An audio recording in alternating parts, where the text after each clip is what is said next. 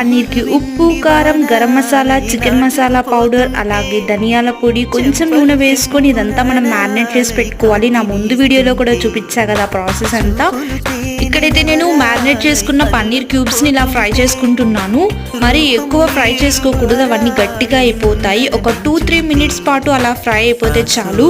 ఇక్కడ వచ్చేసి మనం ఇలా మైదా పిండిని మోమోస్ షేప్లో ఇలా చేసేసుకోవటమే ఈ పన్నీర్ స్టఫింగ్ పెట్టేసి.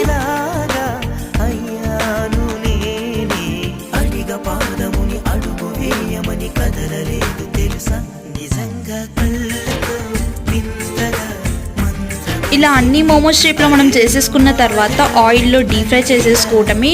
నా నెక్స్ట్ వీడియోలో ఈ మోమోస్లోకి ఎంతో టేస్టీగా ఉండే గార్లిక్ సాస్ ఎలా చేసుకోవాలో కూడా చూపిస్తాను.